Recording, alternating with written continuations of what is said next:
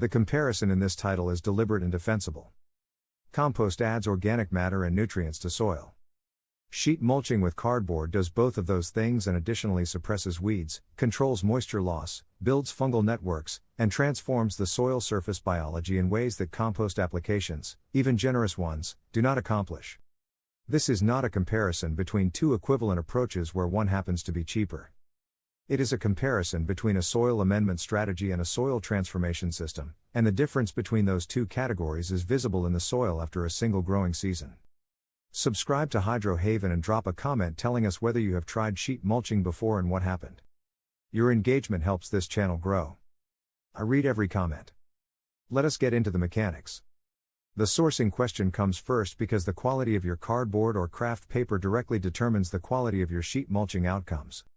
Retail boxes, the standard advice to collect whatever cardboard you can find, are inconsistently sized and frequently coated with moisture barriers, inks, or adhesives that slow decomposition and introduce chemical byproducts to the soil surface as they break down. The Smart and Amp, casual brown kraft paper roll is the solution for anyone who cannot source sufficient plain cardboard. Link is in the description.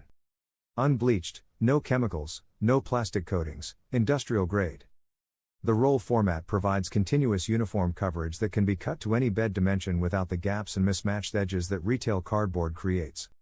If you are building a serious sheet mulching system rather than an experimental one, this is the material that makes the coverage complete and the biological outcomes consistent. The mechanism that gives sheet mulching its transformative power begins at the interface between the soil surface and the kraft paper layer. Fungal hyphae and living soil colonize carbon-rich materials from below. They extend upward through the carbon substrate, beginning decomposition of the paper from the soil side while the upper surface remains intact enough to suppress light and retain moisture. This fungal colonization is not incidental to the sheet mulching process. It is the process. The fungal network that threads through and around the decomposing cardboard layer over the course of a growing season is the biological infrastructure that will continue improving soil structure, nutrient cycling, and biological competitiveness against weeds for multiple seasons after the physical cardboard has fully decomposed. Carbon layering creates the conditions for this fungal colonization to occur at maximum rate and maximum depth. The kraft paper layer provides the primary carbon substrate at the soil surface. The organic mulch layer above it, wood chips, straw, or leaf material, provides additional carbon input at a faster decomposition rate that maintains the moisture and temperature conditions the fungal network requires to stay active through the heat and dry periods of summer. The two-layer carbon system feeds the biology from the surface while the biology feeds the soil from below.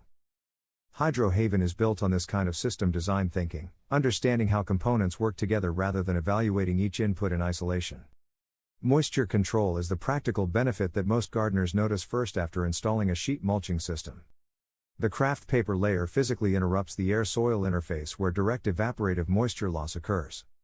In warm weather, bare soil loses moisture from the top several centimeters through evaporation at rates that require frequent irrigation to compensate.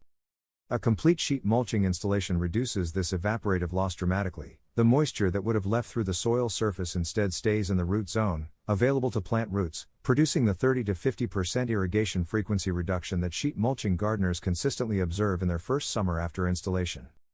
Weed suppression operates through two mechanisms that together are more durable than either alone. The physical light block prevents germination of photosynthesis-dependent weed seeds during the first growing season while the paper remains intact.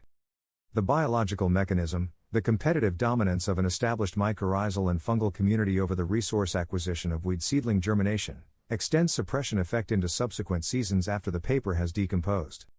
A bed that has completed a full sheet mulching season has a soil biology that actively resists weed colonization rather than simply having had its surface covered.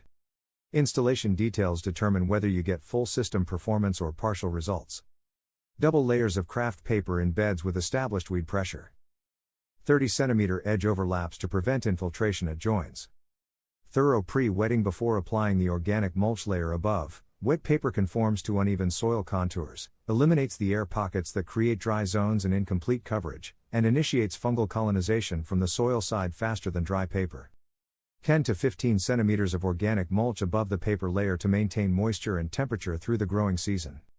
One season under a properly installed system produces soil that is measurably different in structure, biological activity, and organic matter content from what it was at installation.